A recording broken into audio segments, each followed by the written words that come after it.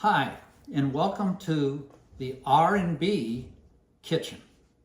Now, R&B does not stand for rhythm and blues in our case. It stands for Renee and Bruce. Grandfather, granddaughter. Self-evident. Anyway, our reason for making this video, and by the way, it's our first one. And oh, by the way, we're not sponsored by anyone. Well, because it's our first one, probably. But is to talk about getting consistent, beautiful loaves of bread from any bread machine, but specifically the Zojirushi bread machine. And there are problems getting loaves if you follow the recipe. So let's talk about why we're doing this. A number of years of Christmases ago, my wife and I bought Renee's parents, also known as Shannon and John Dooley. Correct. A Zojirushi bread machine. Now these babies are $400, and what they expected was to go to the recipe book, put in all of the ingredients, and get something that looked like this. But what did they get, Renee? They got something that looked a little bit like this. Yes, some variation of ugly, that's for sure. So they, being very, very smart people, decided that they needed to modify the recipe from Zojirushi. Now, Zojirushi says you just put in the water, all the other ingredients, the yeast in a well, and you're going to get bread. But what do? You get this ugly, gnarly Frankenstein loaf. Yes. So here are a few changes that they made. They put the water in first at hot temperature. They also put in the salt, and they put in softened butter. Then all the dried ingredients except the yeast on top, and they got good looking loaves. But they had one problem, Renee, and what was that? They were a bit big. They were giant. And in this Zojirushi bread machine, which my parents have the same Supreme model as my grandfather, there's a window on top of where the bread goes in. And the big loaves would touch this window. And for reference, it's supposed to come like here, not here. Right. They were huge. 2 slices would feed you for a week. So anyway, that was a problem. But they fixed it by making those modifications. Heating the water, softening the butter, keeping the salt away from the yeast, which we'll talk about later. But they got big loaves. Now I also contacted King Arthur we love their products. I always use all their products for baking. Please sponsor us, please. Yeah, wow. Okay, so calm down. So I contacted them about these loaves that we were getting from the bread machine, and they say that they only use the Zojirushi machines to knead bread, which is fine. We'll cover that in another video. So now we're getting edible loaves, but they're big. So I took it upon myself to do a little experimentation to make loaves that were this size, not that size, and to make them come out consistently so. So that's what we're going to cover in the next part of this video. And cut. Now we're going to talk about the do's and don'ts of bread making. Well, what are those, Renee? Those are never mix yeast and salt. Why is that? Because salt kills yeast. Yeah, no good. Okay. What's the next one? Weigh your flour. Always, always, always weigh your flour. And the other? The order in which your ingredients go in matters. And there we go. So we're going to talk first. I think the don't mix salt and yeast thing, we'll cover that in the order in which we put in the ingredients. So you'll never mix your your salt and yeast together. But let's talk about weighing the flour. Now, what I did beforehand is I just took the dip and scrape method, 4 cups of flour. Now, according to King Arthur, and to me they're the brains of flour, all flours weigh 120 grams per cup. So most 2-pound loaves of bread take about 4 cups of flour. So in this bowl are 4 cups of flour. Allegedly. Allegedly. That's where the weighing comes in. Correct. So sometimes you may be a little short and sometimes you may be a little long. But every kitchen should have a scale. And it has grams and it has ounces. I prefer grams because it's smaller increments. A cup of flour weighs about 4.26 ounces. Which is just harder to do. Yeah, it's just harder. So a cup of flour in grams is 120 grams. So let's turn this on and we'll weigh the entire bowl. Now we know how much the bowl weighs. And this bowl weighs 1,562 grams minus 964. I've already done the math, and that's 526 grams. That's too many because 4 times 120 is how many, Renee? 480 grams. That's right. So let's turn this scale around so we can see it. And we'll put our little bowl on there. We'll turn it off. And then we'll put our bowl on there. And this will automatically tear the scale. So with the bowl on, it will read 0. And what we want to do is, the difference is 46 grams. So we have to put 46 grams into this bowl. So do it fast, and then what we'll do is just show you how much flour that is, how much excess flour that is. There's 10 grams. But 19. Oh, or if you have good eyes, it's 19. Now we're all the way up fast. We're not 48. We're not doing Perfect. frames. Wow. Was it 48? Is that what we need? Yeah. Okay. So 48. She's perfect. So this is how much extra flour we would have had in the recipe. Now, why is it important to measure your flour? Because the flour to water ratio matters. That's right. Too much water, and what happens to your loaf? It gets really big, and then it goes poof. cave. Yeah, because you create steam that does not support, that has no gluten to support it. So the steam just blows the top up and then it collapses once it bakes.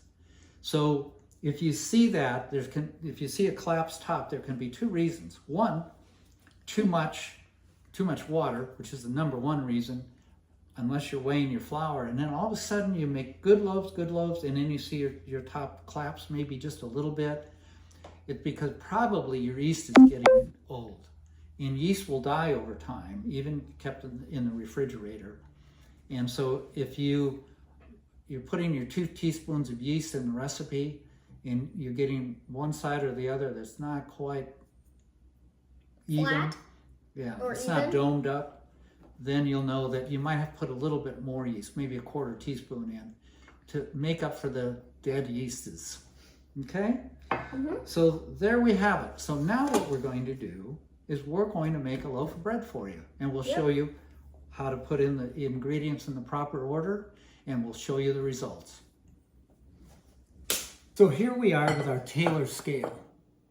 And most scales, everyone I know, every food scale I know has a tare button. So the way this one works is you can turn it on, put the bowl on and hit the tare button and you get 0. Or you can just put the bowl on, turn it on, and then it tears. And it tears to 0. 0 if Renee would quit moving it. So now, this is wheat bread. So we're going to go 2.5 cups of bread flour. So that is 2 cups would be 240, and half of 120 is 60. So we need 300 grams of bread flour, which equals 2.5 cups. So all we do is we take I keep a 1 cup measurer in here, and we start adding, and I'm going to turn this around so we can actually read it. So right now it's at 134. Okay, so 2.5 cups is going to be, That's 275. so we need 300, right? Yep, so about 25 more grams. That's 313, too much. That's 299. Let's be exact. 301. Wow.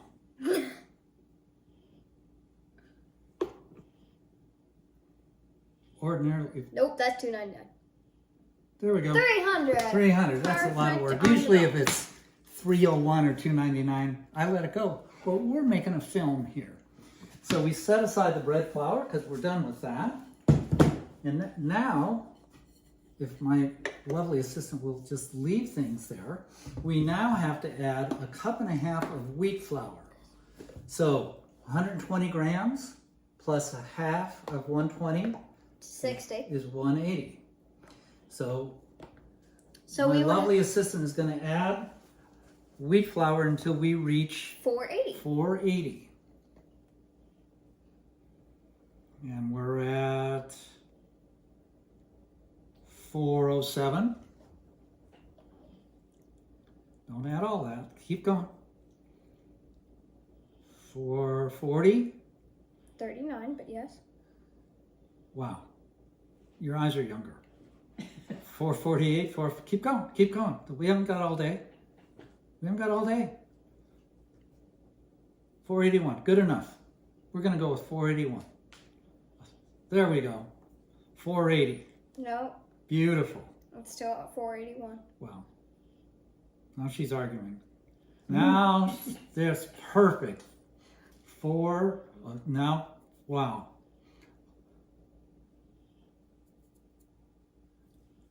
This is not helpful.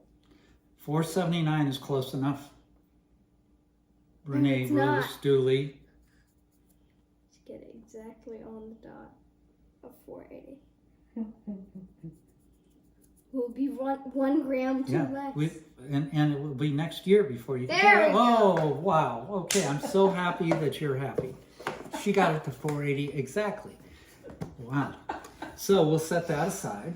Because I'm extra. And that was exhausting for me. Could you put the scale to the side, please? So we talked about the order being important. So in goes our warm, tap warm water. Will you get the measuring spoons, please? In goes the butter.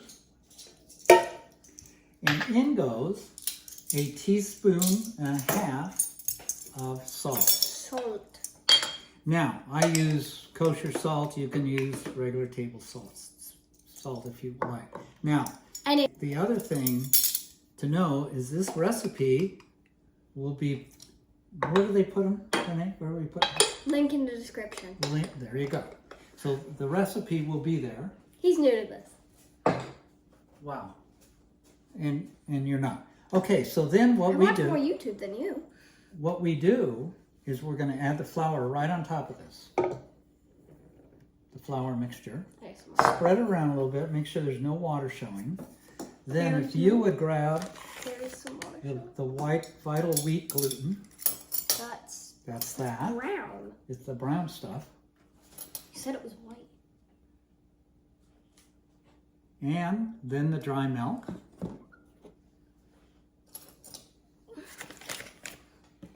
And then the sugar. Sugar.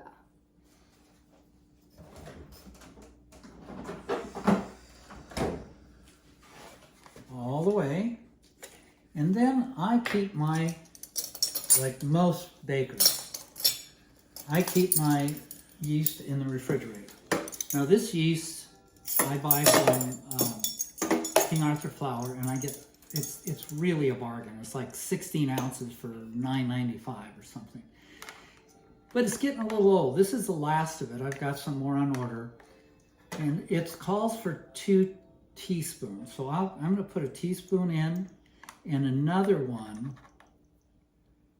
And because it's getting old, we're going to add 1/4 of a teaspoon. Yeah, about that much. And that's it. Now, let's talk a little bit about yeast.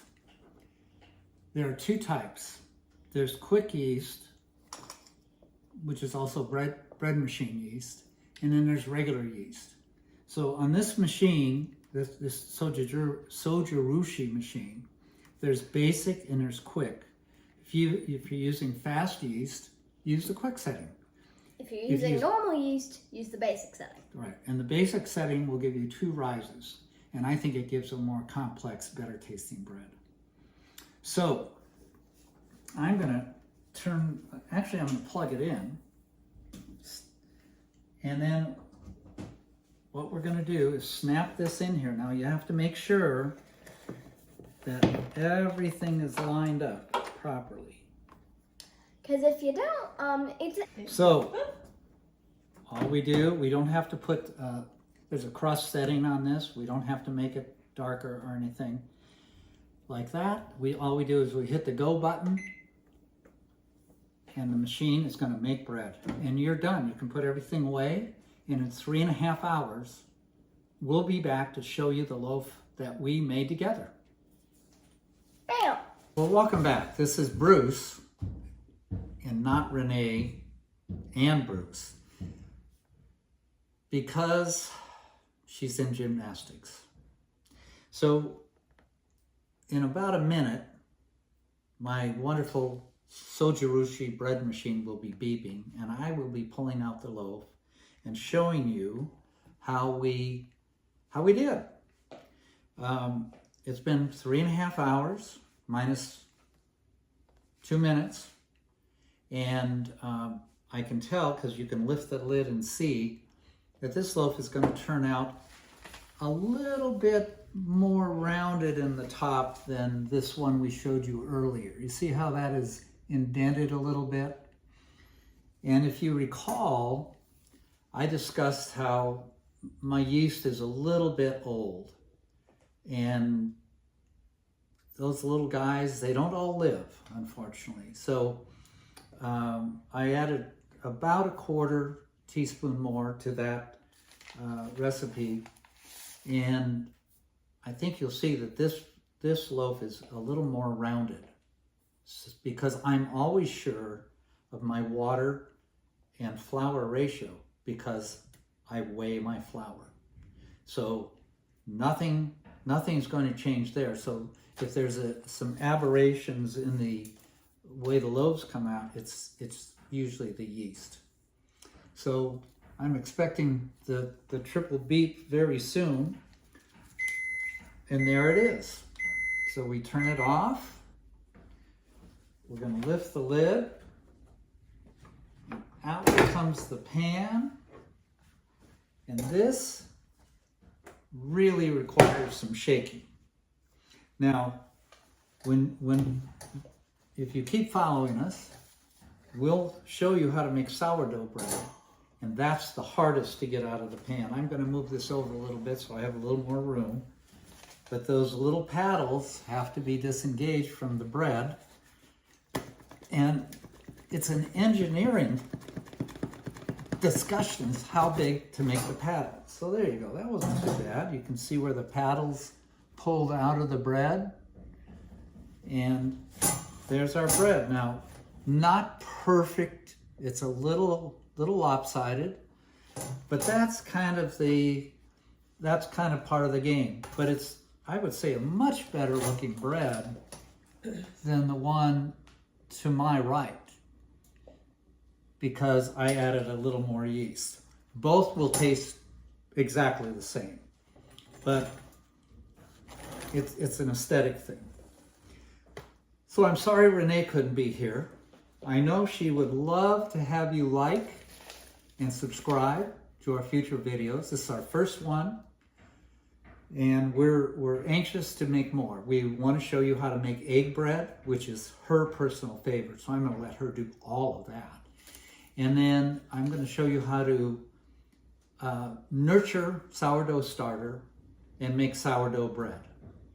And we even may do a quartz watch battery replacement video, because I fix watches and Renee wanted to learn, so she can replace batteries in most quartz watches at 10 years old. She's a marvel. So the recipe will be under descriptions, under the more. You hit more out under descriptions and you'll see this recipe for basic wheat bread, small loaf. Thank you very much for watching, and have a great week.